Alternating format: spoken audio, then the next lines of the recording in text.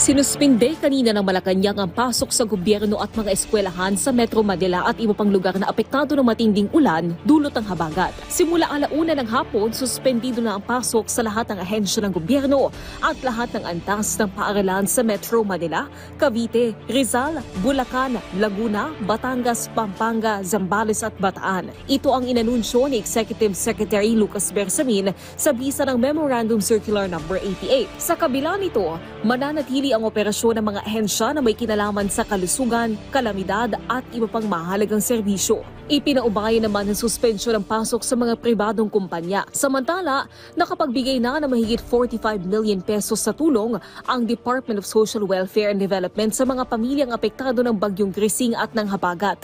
Ayon kay DSWD spokesperson at Assistant Secretary Irene Dumlao, ang mga lugar na nakatira nila ng family food packs at non-food items ay matatagpuan sa Ilocos Norte, Ilocos Sur, La Union, Abra, Apayao, Cagayan, Cordillera Administrative Region, Pampanga, Tarlac, Cavite, Laguna, Rizal, Palawan, Camarines Norte, Camarines Sur.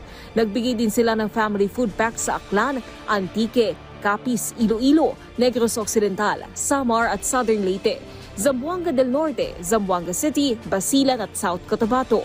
Patuloy din ang pakikipag-ugnayan ng DSWD sa mga local government units upang matiyak na lahat ng naapektuhang pamilya ay mabibigyan ng tulong. Sa kasalukuyan po ang halaga ng standby funds and stockpiles ng DSWD ay nagkakahalaga pa po ng mahigit 2.9 billion pesos. Yan ay nakaanda po nating gamitin in case makaranas pa po tayo ng iba po pong mga kalamidad.